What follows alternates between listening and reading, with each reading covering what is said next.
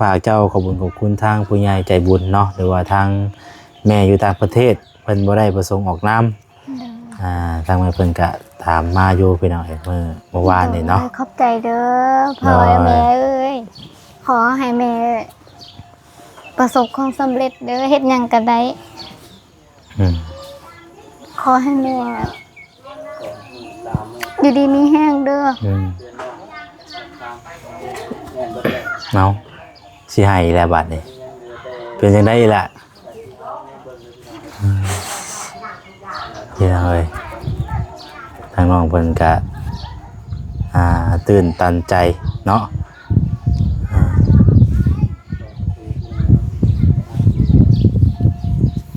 เป็นจังได๋ล่ะความรู้สึกดีใจมันดีใจว่าล่ะดีใจที่ว่าเพิ่นซอยเฮาเนาะเพราะว่ามื้อนี้น่ะร้อนอยู่มื้อนี้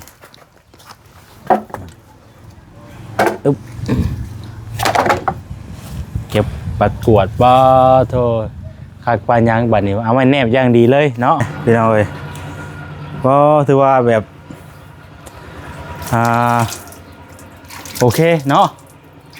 โอเคอยู่พี่น้องบัดหลังจากที่เฮาแอมฟ้าแอมยังแล้วก็เป็นตะยู่บัดนี้เนาะทางน้องเพิ่นว่าจะขังห้องว่าซั่นนะหรือว่าเฮาเอาผ้าม่านเอาก็ได้บ่เนาะว่าน้องก็นอนอยู่อันเฮือนระเบาในถาก่อนเนาะเพราะว่ามันยังบ่ทันได้มีที่อยู่ที่นอนว่าซั่นซะเป็นมุ้งเป็นมอนเนาะมุ้งมอนยังบ่ทันได้มีนะเอ้ย1 2 3อันนี้ก็เดี๋ยวสิให้ทางน้องชุดใจเพิ่นเอาไปให้สร้างเนาะไปสร้างผู้เพิ่นมาใส่พายน้องนี่แหละพี่น้องเอ้ยเนาะเพิ่นมา2มื้อพอดีเนาะเอาให้เพิ่นบ่ได้ซื้อน้ำซื้อน้ำกินเพิ่นมีน้ำใจกับเฮาก็มีน้ำใจกับเพิ่นว่าซั่นจ้ะเนาะ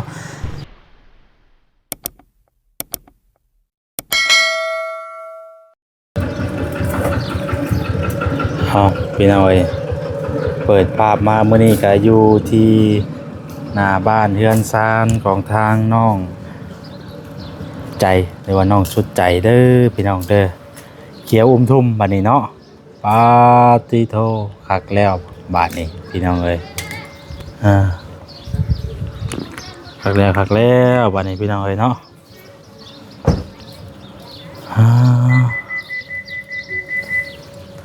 เขียวทุ่มบัดนี้เนาะเขียวทุ่มพอดีเลยบ่น้องปลายังเฮ็ดห้องขนาดยังเฮ็ดห้องขันนะบ่ขันห้องนะบ่ขันอยู่บ่ขันห้องอยู่บ่ฮะคือนอนผู้เดียวอยู่คือบ่ปล่อยโลกเลยคือแต่ประตูก็ได้เนาะขันห้องพร้อมบ่แต่ว่าพานะเบิดพอดีบ่พี่น้องเอ้ยมึงเนี่ยเนาะสบายดีเด้อพี่น้องเด้อยังก็เนาะประตูก็ยังบ่มีใส่วงกบเลยบ่น่ะตอนนั้นใส่วงแต่ว่าเงินบ่พอเมื่อวานนี้ค่ะซื้อวงกบใส่บ่เจ้าบ่ซื้อใส่มันตะเลนทางน้องมันซื้อมันเด้งออกบ่ทางน้องเพิ่นก็กำลังเก็บอนามัยเนาะให้มันเป็นไปเอาไว้ตามตะลุ่มตะล่าง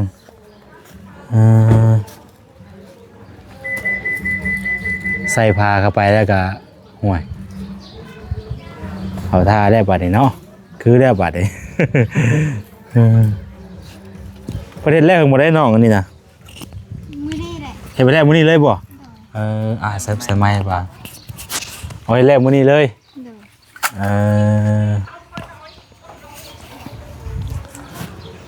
ประเทศแรกมื้อนี้เลยให้มาเฮ็ดให้เนาะนาบา2คนนี่เมื่อวานหันนาบาทางผู้นั้นนาบา2คนบ่เป็นสิเก็บอันนี้ไม่อันนี้กับป้านี่บ่เอาไว้ใส่กองไว้นี่แหละเดี๋ยวว่าต้องไปป้าไว้เจขังเล่าคนบ่เนาะเก็บไปป้าไว้พุ่นนะเนาะ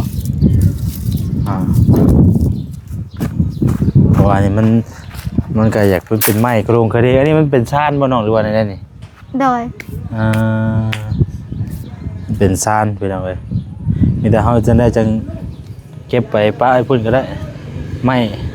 ม้ก็ท่อนไว้น้องเอ้ยท่อนไว้แจเพิ่นก็ได้ตัวเนาะเอาสบายดีพ่อแม่พี่น้องเพิ่นนะ โดยสบายดีเด้อ อากาศหนาวเนาะ โดย มื้อนี้อยากเริ่มหนาวอีกแล้วเนาะว่าสิดีเบาเบาคำ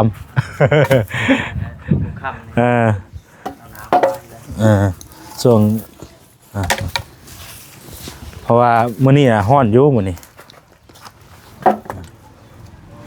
อึ๊บเก็บปัดกวาดบ่โทคักปานยังบัดนี้เอาไว้แนบอย่างดีเลยเนาะ โดย มีไฟเข้ามาอยู่บ่น้องมื้อนี้ บ่ บ่มีบ่ โดย เพราะว่าทางน้องเพิ่นก็ยังบ่ทันได้เก็บกำลังแล้วมื้อนี้เนาะบ่ได้ก็ โดย กำลังแล้วมื้อนี้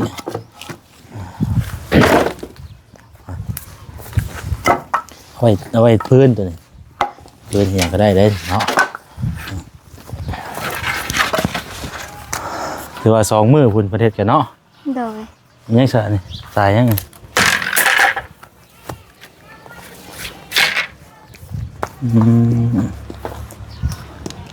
โอ้คนแนบคาเกรีนี่แนบคาเกรีเขาทาอยู่ได้บ่ครับพี่เนาะว่ะ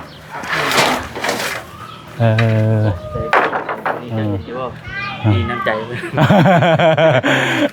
ใจเด้อคนเนาะนี่ใช่นี่ใช่ เป็นการขอบใจ ผู้ ใหญ่เด้อขอบใจผู้ใหญ่เด้อ คักเนาะ เขียนหัวเลยเนาะ เนาะโอ้เพิ่นเขียนสัญลักษณ์ไว้เลยเนาะฮากาลีนี่ยังบ่มีแต่ประตูแล้วน้องเนาะบัดนี้เนาะ โดย ประตูนี่ก็เพิ่นเฮ็ด2ประตูเนาะ2ประตูก็2บานหนึงมัน700,000มันบานหนึง700,000พุ่นเด้700,000ปลายพุ่นเด้ เฉพาะใบมัน อ้าวเฉพาะบานประตูโลดนะบัดนี้มีบานพับมาอย่างน้ำอีกบัดนี้สิบ่พอเงินเที่ยวว่าแสนว่ามันนั่นน่ะบ่พอคำว่าอย่างนั้นก็ได้แต่บานหนึงยังอีกบานหนึงอันนี้จะได้เฮาซื้อแบบว่าเอาเป็นสังกะสีเอาบ่เนาะ โดยเอาก็เอา เนาะ สีตอกใส่ฮิตาเนาะ เอาคักแท้ก็ห่วย นี่แบบเพื่อนนาบ่าวแล้วเด้ โดยเอาแบบนั้นก็ได้ คันว่าไล่แบบบานก็ให้คักได้เนาะ เดี๋ยวจังน้อยจะขึ้นไปเบิ่ง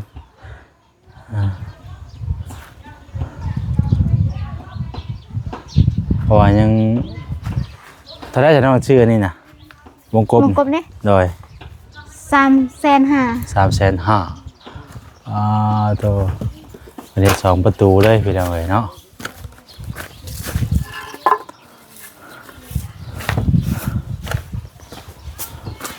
กำลังปัดกวาดเก็บเมียนไม่ตัวนี้ได้สิตัวนี้ได้สิเนาะเก็บไปไว้เพิ่นคือกันบ่ตัวนี้ดิเก็บไปไว้เพิ่นคือกันบ่วะ โดย ลงก่อนตอนนั้นมันสิทับได้เนาะอ๋อตัวอันนั้นโอ้ไม่ยังแกนเลยนี่เห็นบ่เนาะโอ้หญ้าจนเกิดเลยยังพักยังไงพักนอกเลยพักนอกอึ๊บ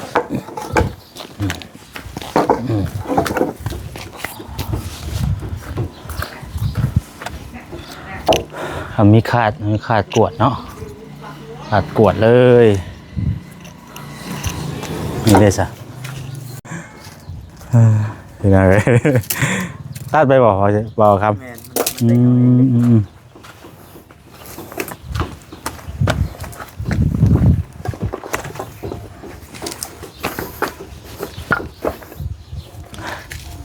ก็เป็นตะยูเลยเด้บัดนี้เนาะ อนามัย ที่เรื่องมีผ่าเลยคือแบบนึงจะมันเป็นก็โอ้เด็ด ฮะ ไม่เป็นยึดไม่บ่ เนี่ยน่ะ จะเป็นปาดออกใช่ป่ะ ปาดออกซื่อๆ เอาเพิ่นป้าออกบ่เนาะ เกียร์เป็นตั้งไหม อ๋อนึกว่าใส่ไอ้เกิน ข้างช็อตป่ะ ตรง ตรงป่ะ ตรง ข้างช็อตป่ะ ทางสอดบ่ทางสอดจะได้เนาะ นี่ข้างซ้า ตัวย นี้แหละวะบ่ ไม่เนาะ ตัวนี้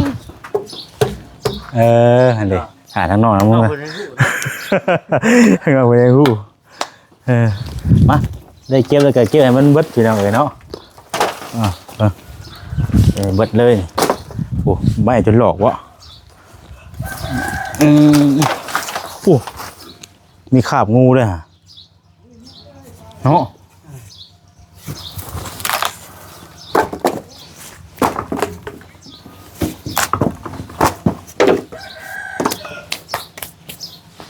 กอง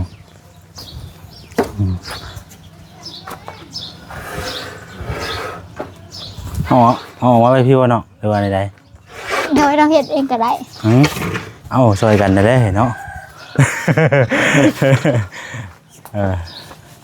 มันยังไงต้นยังไงนี่ต้นยาบ่นี่ โดย มีของต้นยาได้พี่ มัน น้อง น่าจะเกิดเองบ่ฮู้ เนาะ โดย มีของต้นยาแต่สิได้มานั่งอยู่ตารางก็แบบพอดีกระเทินเนาะ ก้ม พอดีแบบว่าคันเฮาก็ได้ก้มเอาแหละ นี่เนี่ยเป็นอะไรยัง ฮะ ระเบียบ ระเบียบไปได้ เอ้าย่างเข้าไปเข้ารบ คันลมกันว่าไปก้มกันว่าเจ้าสิมีงูไหลออกมาจักนี่มีหอดคราบงูน่ะย่านได้หดปุ๊บรถเลยทานเตรียมแลนก่อน เตรียมแลนก่อนมีวะเนาะ บ่มี มีวะว่าเตรียมแลนได้ทางนี้เนาะ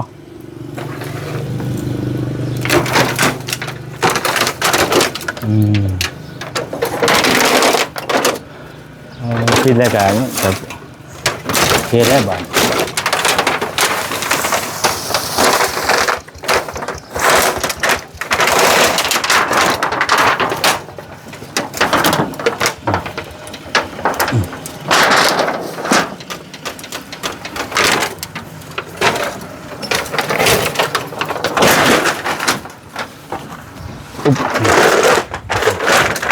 มาเต็งไว้เลย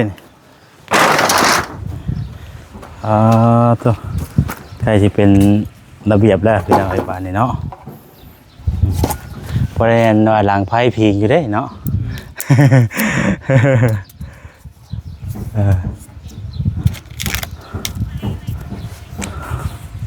ตัวนี้เด้เจ้ามันอยู่ในนี่จักล้อกว่าใช่ดีฮะโน้เนาะโถ่ระเวง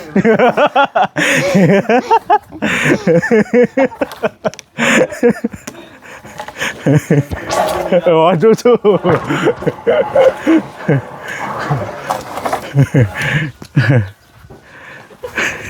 มันไม่มีสั่งกันเกินไปแล้วบ้าทีแล้วเขาจะเอาขาดกวดเอาอะไรเนาะขาดกวดปอบอกหอยยังไงนี่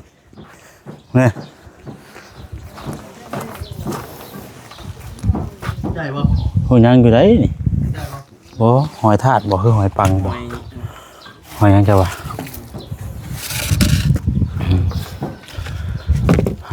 ตัวอันนี้เพิ่นก็ใส่ไม้ได้นี่เนาะเป็นคำไม้ได้พี่น้อยอ๋อไม้นี่แบบไม้แบบเนื้อแกนได้ป่ะเปล่าครับบางทีมันเป็นไม้เด็ดๆได้ จิกกันจะ ไม้จิกเกินน่ะแบบว่าแบบป่ายากเลยนะนี่นะตัว เนี่ยแม่นั่นสองสาวนี่ ใช่ ต้น ไปเอาเพิ่นเสริมใส่ไม้ไปเลยบ่ตัวนี้ก็แม่นเนาะเพิ่นเสริมใส่ไปเดี๋ยวเบิ่งไปรอขึ้นเบิ่งเทิงก่อนบ่มีคาดบ่เนาะยังบ่มีบ่ บ่มี ยังบ่ทันมีคาด เรียกว่าแนบอย่างดีเลยเนาะไปเดี๋ยวขึ้นไปเบิ่งเทิงเฮือนก่อนต้องถอดเกือบได้บ่นี้ได้ ถอดบ่ มาถอดได้เนาะ เห็นเราเห็นว่าน้องมันพาถอดอยู่บ่เด้อจ้ะ เอาขึ้นเลยก็ได้ ยังบ่ได้นอน ยังไม่ได้นอนเนาะโอ้คักเลยบ่ครับเพิ่นเสริมให้ใหม่เบิดเลยนี่เนาะเล็กตะปูแบบว่าตอกเสริมให้มันแน่นนะว่าแล้วกันเนาะ มั่นใจ อ๋อโตทากะลีอันนี้พี่น้องเอ้ยนี่เนาะเอาเลยพี่น้องเอ้ยก็ถือว่าแบบโอเคเนาะโอเคอยู่พี่น้องแบบหลังจากที่เฮาแอมฟ้าแอมหยังแล้วก็เป็นตะยู่บัดนี้เนาะทางน้องเพิ่นว่าจะขังห้องว่าซั่นนะหรือว่าเฮาเอาผ้าม่านเอาก็ได้บ่เนาะข่อยว่าได้เพราะว่าแบบว่าคือเราอยู่ผู้เดียวเราอยู่แล้วนะคือในกรณีขังห้องให้ว่ามันเฮาอยู่นั่นได้เนาะบางทีมันจะต้องปิดกอง เอาประตูเดียวบ่ ตัวมีบานนี่นะ อยากได้เพิ่นได้เฮ็ดสองประตูเลยได้เฮ็ดสองประตูเลยใช่เนาะขึ้นมาพี่ผมดูปลาตัวแหมผาแหมอย่างได้มันก็เป็นตะเบิงแต่อยู่เล่บาดนี่เนาะ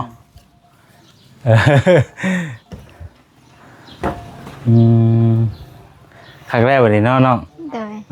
ขังพาขังอย่างไรก็แบบโอเคพี่น้องไอ้บาดนี่เนาะใช่ครับว่าเจ้านอนอยู่เบื้องใด เบื้องนี้นอนอยู่เบื้องนี้ป่ะเป็นปอง เป็นปองเป็นผ้าห่มผ้าแพรที่อยู่ที่นอนได้จ้ะบ่มียังบ่มีป่ะ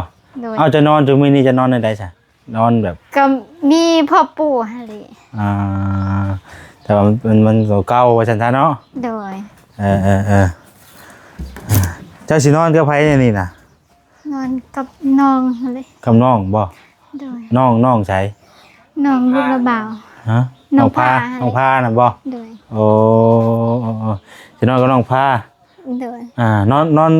คนละหม่องบ่ได้ว่าจังไดนอนหม่องเดียวกันหม่องเดียวกันเอาผ้าม่านเอาเนาะว่าจะคิดว่าเอานี่นะเฮาขังหน้าอะไรดังเยอะกระตังอะไรเจ้า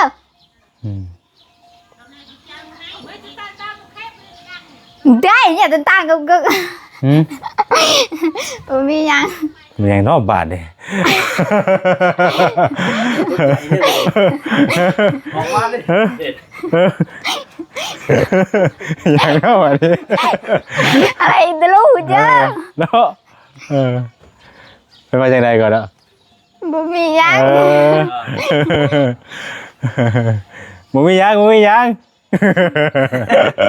ถ่ายคลิปอยู่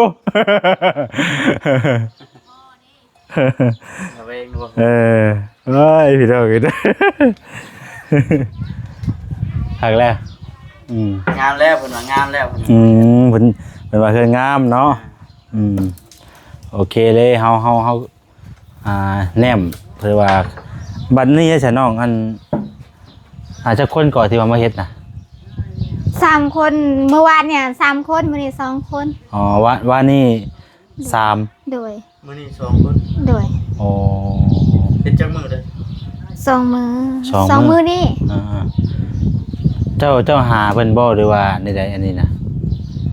เจ้าหาเพิ่นมาเฮ็ดให้บ่หรือว่าเพิ่นมาซอยเฮ็ดให้บ่เพิ่นมาซอยนี่แหละอยู่เฮือนใกล้กันแล้วก็ซอยมาแล้วก็เพิ่นมาเฮ็ดซอยว่าซอยข้างให้คือว่าแหละเพราะว่าเฮาก็บ่มีงบคือว่าแหละเนาะพี่น้องเอ้ยบ่มีงบเฮ็ดอันสิว่าจ้างสินะเนาะ อาจารย์ก็มีแต่ว่าเพิ่นมา5 คนรวมเบิดเนาะ2 3เอ้าวันนี้ว่า3มื้อนี้2หะก็เป็น5ก็3 คน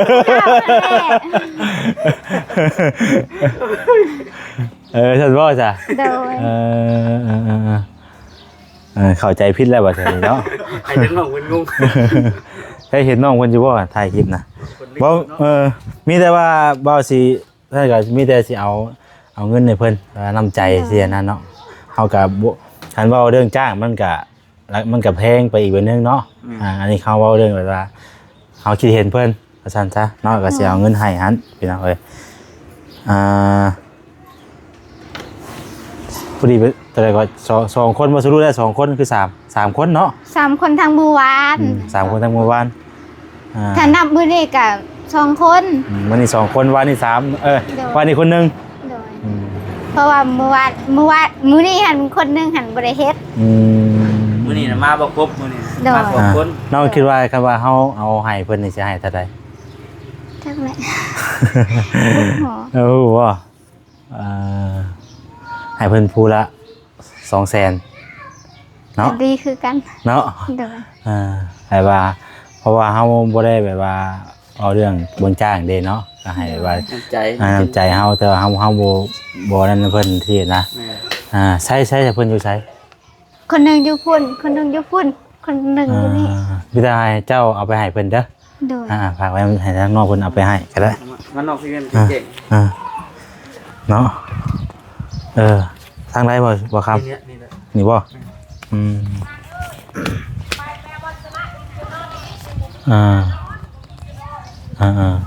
บ่มีที่นอนแล้วคือจังว่ากันตัวนี้เนาะพี่น้องเนาะเฮาแอมกะมีแต่ว่าน้องก็นอนอยู่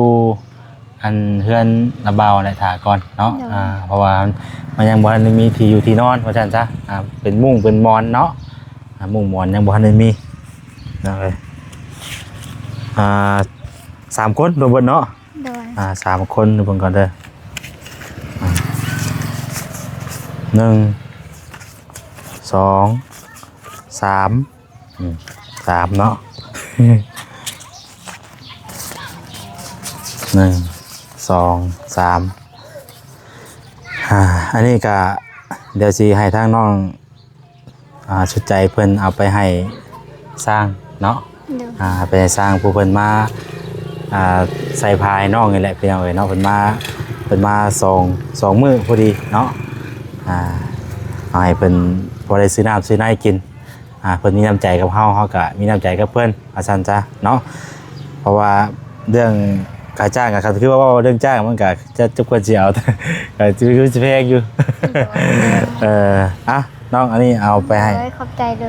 โดยเอาไปให้เพิ่นเด้อ โดย เอาไปให้ทางน้องน้ำคานเอาไปให้ทางสร้างพี่น้องเอ้ยเนาะ3 คนเนาะ โดย ให้เพิ่นผู้ละ200,000พี่น้องเอ้ยระวังได้ถอยดังปล่อยสิฟ้าวไปคุบเอากล้องก้อนน่ะนะ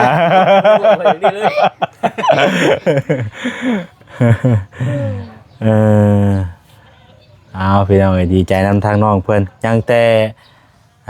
ที่อยู่ที่นอนเนาะบัดนี้เนาะที่อยู่ที่นอนก็เบิ่งก่อนพี่น้องเอ้ยว่าสิยังซื้อเขาว่าผู้ใดมารอบหน้าบ่ได้แล้วกันว่าสิซื้อมาให้เด้อเป็นผ้าห่มผ้าแพรว่าเงินสิซื้อเหลือซำใดประตูนี่ก็คำว่า2 บานนี่ก็มันตกอยู่เท่าที่เฮาเคยซื้อมาน่ะมันบาทนึงน่ะมันอยู่ประมาณ700,000นี่แหละพี่น้องเอ้ยเนาะ700,000แต่วันนี้รวมทางเงินคำว่า2 บาทนี่ก็ล้าน4เนาะล้าน4แต่วันนี้รวมทางบานพับบานหยังก็สิตกอยู่ประมาณตีไป2 ล้านเพื่อเฮาซื้อบานพับบานหยังนั่นนี่นะประมาณ2 ล้านเป็นเอาไว้ประมาณนั้นตัวนี้เฮาก็ตีขอบเอาเนาะเป็นแท้80คือกันบ่ น่าจะแม่สำคัญเท่าไหร่ ทอกันเป็นจะได้ดีใจอยู่บ่ โดยดีใจ เพราะว่าก็เฮือนซ่านที่ว่าทาง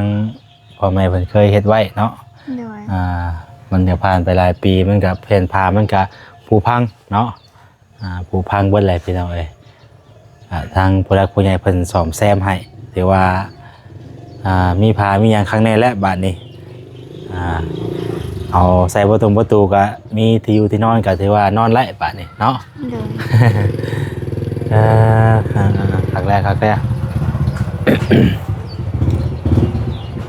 มาจ้ะขอคำขอบใจอะไรเพราะว่ากล้องข่อยออกมากับที่ตัดเนาะ มาแล้วกัน3 คนวันนี้ก็ได้ทางบ่จิตเพิ่นก็เพิ่นบ่ว่างเพิ่นเอาไว้เนาะมื้อนี้เพิ่นพอดีเติมเครื่องเข้าเอาน้องนั่งลงก่อนเนาะเดี๋ยวบ่ซะดิเอาไข่ได้จ้ะจะเอาให้น้องเพิ่นก็ได้ว่ามันมี2 แพ็คนะ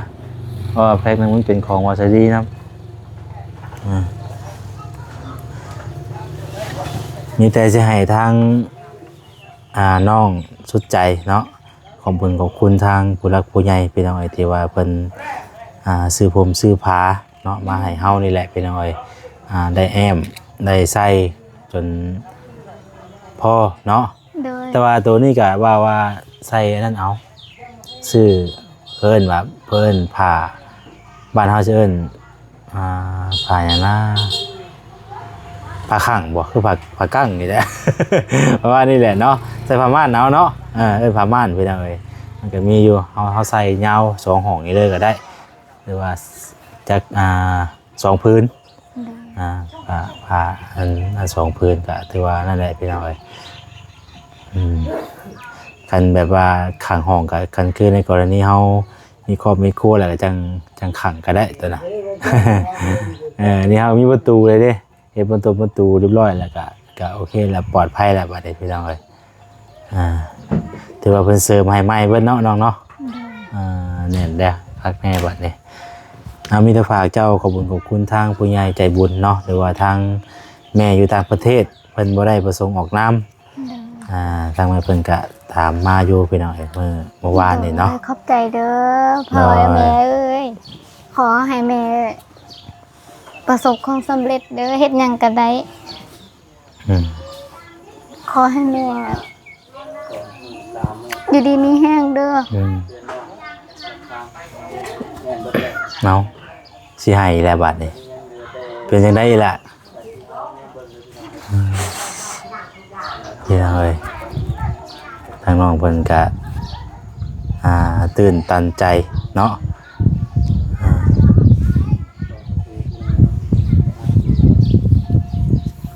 เป็นจังได๋ล่ะคงรู้สึกดีใจมันดีใจว่าล่ะดีใจที่ว่าเพิ่นซอยเฮาเนาะ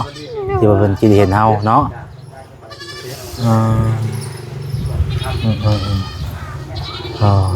ทางน้องเพิ่นก็คันจักสิว่าจังใดเนาะมันต่ำใจบ่อันนี้คือดีใจเนาะดีใจที่ว่าเพิ่นเบิ่งแยงเฮาเนาะล่ะเนาะพี่น้องเอ้ยเอาสู้ๆอดทนเอาเลยล่ะเด้อเพราะอะไรก็ทางน้องเพิ่นก็ถือว่าขาดความอบอุ่นพี่น้องเอ้ยเนาะพ่อแม่ก็ใหญ่มากก็คือว่าแหละพ่อก็บ่ได้อยู่แม่ก็เสียไปเนาะสู่มาคนเดียวเพิ่นใหญ่เพิ่นก็ได้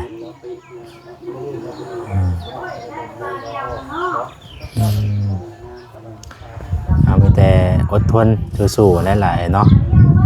เรื่องชาติเฮากับเพิ่นเฮ็ดให้แล้วก็เฮาก็ต่อไปคันคือเฮามีงานให้เราก็เฮ็ดไปเนาะอันนี้ก็นี่ได้ไปนอนก็ใช้ซื้อมันคือเป็นจังซี่เลยเอาแบบซี่เลยบ่ โอ้ยว่าจะดีเนาะเอามาแบบซี่เลยบ่นี่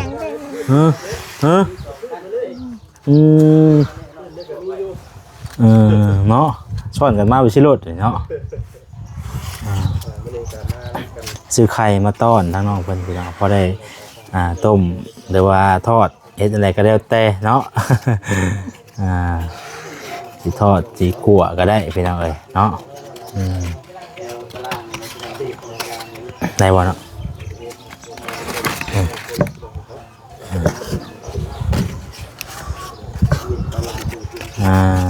ได้แล้ววันนี้พี่น้อง โอเคบัดนี้เนาะ ขอบใจเด้อ โดยเอาจังซั่นเด้อน้องเอ้ยเนาะทางเบาก็ดีมุกดีใจนำเด้อเนาะก็ โดย อยากให้ทางน้องเพิ่นเนาะถือว่ามีทางผู้รักผู้ใหญ่เพิ่นซอยเข้ามาพี่น้องเอ้ยเนาะเป็นเรื่องหมองอยู่หมองนอนนั่นแหละก็ยังบ่ทันได้มีตอนนี้ก็ยังขาดหลายอย่างอยู่เพราะว่าสามว่าเริ่มต้นใหม่ว่าซั่นซะเนาะ โดย เฮาบ่ได้มีหยังนำเพื่อนนำซาเลยนะเป็นเครื่องครัวหลายอย่างหลายแนวอยู่น้องๆเนาะ โดย เป็นศาสตร์เป็นมอนยังก็ยังบ่ทันได้มีที่ว่าเพิ่นนอนอยู่ซุมื้อนี้ก็เป็นผ้าห่มเพิ่นนอนอันเก่าว่าซั่นๆเนาะเอาสู้ๆแล้วน้องเด้อนั่นแหละถ้าเฮาก็จะจบคลิปซะก่อนไปใส่เด้อน้องเด้อ โดยขอบใจเด้อ โดยเดี๋ยวเงินที่ว่าเดือนแล้วก็เบิ่งบ่าวสิเบิ่งก่อนว่าสิซื้อหยังมาได้แน่เนาะคันว่าซื้อเป็นที่อยู่ที่นอนได้ก็ว่าก็สิซื้อมาให้เด้อซื้อซ้ำที่ว่าเงินที่ยังเดือนแหละพี่น้องเอ้ยเนาะคันว่าซื้อมาอีกรอบนี้ก็คือสิเบิดแต่ว่าซื้อประตูนี่บ่พอ น่าจะบ่พอพี่น้องเอ้ย ซื้อแต่วงกบมันพอปะ ฮะ ซื้อแต่วงกบมันนี่พอปะ นี่เขาใส่บ่ใส่วงกบก็ได้เอาเอ้ยเฮามันเขาเป็นตั้งแบบซี่แล้วนะเฮาตั้งประตูใช่เลยก็ได้มันอันเฮาตั้งประตูใช่เลยเพราะว่าเพื่อนที่ว่าเว้าเฮ็ดอยู่ตอนนี้ก็แบบก็บ่ได้ใส่วงกบคือกันแต่ว่าเพิ่นสิติดบานใส่นี่เลยนะติดบานใส่ขอบมันนี่ก็ถือว่าปิดประตูได้ได้อยู่พี่น้องเอ้ยเนาะคันมีแต่บานเท่านั้นแหละคำว่านั่นกับบานใส่บานก็ได้เลยยังแต่ประตูบัดนี้เนาะ เอาเด้อน้องเด้อโชคดีเด้อโดยมาเอาไม้มาให้บ่าว แต่ละบ่บ่ใช่ เอาหากไม้อยากบางอยู่เนาะ ระวังลูกเด้อ ได้เป็นสายเป็นมอนได้นี่มันเป็นปองเต็มอยู่ถ้าว่าย่ำหนาวนี่ก็หัวเย็นจ่อยๆแล้วหาเสริมใช่เนาะเขาจะเอาตอกเอาไม้อย่างตอกใส่เสริมใช่ไหม ตัวนี้ก็ยังต่อ ต่อ ยันแต่ไปเตะสดนั่นเลยเนาะถามว่าหูขนาดฮักเลย แน่มันจะเปิดแล้วสบายดีเด้อ สบายดี ขออนุญาตนี่แต่ทุบสูงเนี่ยเฉพาะขอจังบ่สูงนะเพิ่น หักแล้ว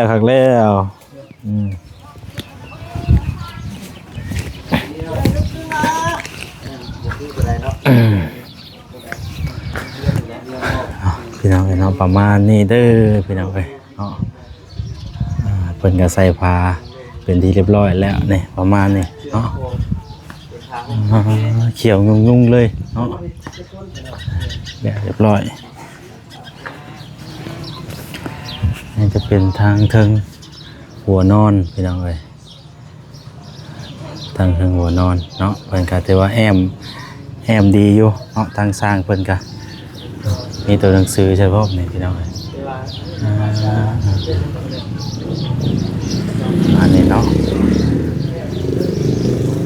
นี่ก็จะเป็นพื้นรุมตารางโดยวะคักโดย โอเคเลยเงียบคักอยู่เฮ็ดจักคนโดยจักมือแล้วนี่กำลังแล้วมื้อนี้บ่โดยแล้วมื้อนี้กำลังแล้วมื้อนี้เนาะโดยพอเลี้ยงแล้ว3คนโอ้3คนหักแล้วบัดนี้ยังแต่ที่อยู่ที่นอนได้บัดกับประตูเนาะประตูก็ยังบ่มันวงกบเงินบ่พอฉันก็ใช้มุดช่องเอาไม้เฮ็ดแต่ว่าตัวนั้นน่ะเอาบานติดใช้เลยก็ได้เนาะมันเป็นนั่นนั่นเลยเด้ติดบานใช้เลยก็ได้ตัวนั้น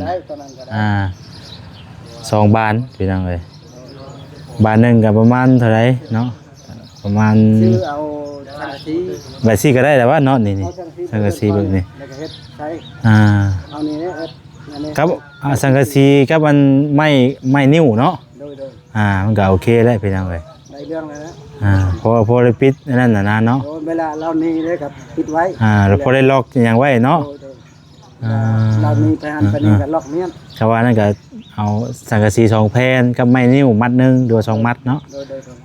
กับบานพับหันพี่น้องเอ้ยเนาะเขาเฮ็ดกันจะคนก็3คนบ่3คนพุ่นฝากเงินไว้น้ำน้องเพิ่นอยู่ให้ซื้อน้ำซื้อในกินขอบใจหลายๆเด้อที่ว่าซอยทั้งน้องเพิ่น นั่นแหละฝากเงินไว้น้ำน้องน้องคานเพิ่นอยู่ ดีใจนำอยู่ เราได้ชำนี้ภูมิใจอยู่ โดยก็ถือว่าพอได้ชนได้เช้าขังนั่นเนาะ ถือว่าสมควรแล้ว โดยเดี๋ยวเฮาเองมันก็เป็นตาอยู่เละๆบาดนี้เนาะนี่จึงปึงอยู่โอ้เนาะบ่กล้าเห็นมานอนได้เห็นบ่ มันก็คือหมู่เลยเด้บัดนี้บ้านคือเมืองแล้ว โดยให้น้องเพิ่นติดประตูแล้วก็มีห้องอยู่ห้องนอนก็โอเคแล้วล่ะบาดนี้เนาะพออยู่ว่าเช้าไปบาด อยู่ นี้ ที่นอนจักเรามีหรือยัง ยังอยู่ตัวนี้เพิ่นก็ว่ายังบ่ทันได้มีก็พังไปเนาะองค์เทื่อทางผู้ใหญ่เพิ่นคิดเห็นก็ แม่นแล้ว ก็ได้ซื้อมาให้เพิ่นเป็นจังไดเนาะ มาผู้ใหญ่ใจะดีเพิ่นคิดเห็นเนาะ โดยก็ติดตามเบิ่งนํกันพี่น้องเนาะว่าสิได้ที่อยู่ที่นอนมาให้น้องเพิ่นบ่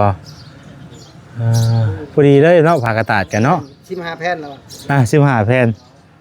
พอดีพอพอดีพอ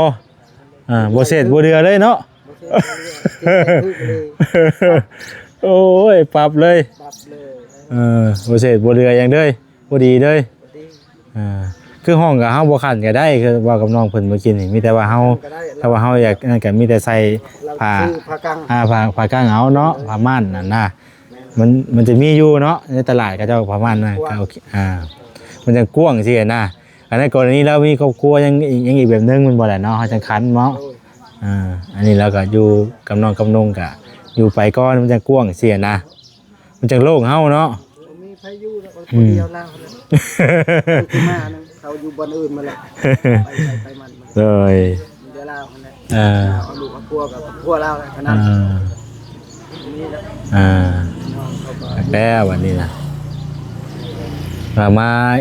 เจ้าบางก้อนว่าได้ยินว่าน้องเพิ่นว่าใส่ฟ้าได้เด้อว่าซั่นก็เลยมาอัปเดตให้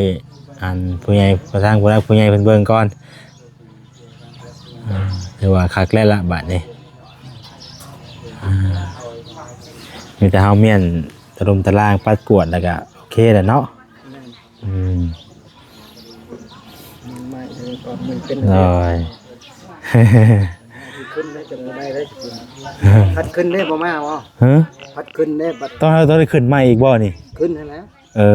เฮาเฮ็ดใหม่เนาะ โดยขึ้นแล้วได้คันว่านั่นก็พุกขอพวกแคนแล้วเลย โอ้ นั่นเรียนใหม่เลยเอาทางใหม่ เอาตัวเติมใหม่เนาะ โดย เอ ขอ อ พวกแคนแล้วสามเฮามี โดยนั่นแหละมือใดสะบัดนี่คือว่า ว่าแล้วยังบ่จักหน้าบ่าวนะจะสิขึ้นมื้อใด เบิ่งก่อนเนาะ เบิ่งก่อนยัง กลับไปว่าเฮาก็ยังบ่ทันได้มี ยังบ่มี งบที่ว่าซื้อเครื่องซื้อของหรือว่าเป็นในอยู่ในกินได้เนาะถ้าว่านั่นกันบ่ล่ะถ้าเฮาขึ้นก็มีอยู่ในกินน้ำในเพราะว่าคู่คนมาได้เนาะ ทางเมืองก้อนครับว่ามีงบกับจังหวากันไหมเนาะประมาณนี้พี่น้องเนาะก็จะได้ขึ้นไม้ผูกคอตัวแขนในทางน้องเพื่อนเนาะเพราะว่าเราไม่ได้อยู่แต่โดนเนาะก็ต้องผูกคอตัวแขนสะก้อนอยู่ดีมีแห้งเนาะเกิดมาอยู่ใหม่เด้ผมยืนแล้วแหละลงแกนแล้ว โดยประมาณนั้นอาสาจังใดก็ทางบ่แสนจังสิแจ้งเพิ่มเติมอีกเด้อพี่น้องเด้อเนาะว่าสิได้ขึ้นมื้อใดเฮ็ดจังใดเนาะถ้าว่าท่านใดที่อยากซอยทางน้องเพิ่นก็ยินดีพี่น้องเอ้ย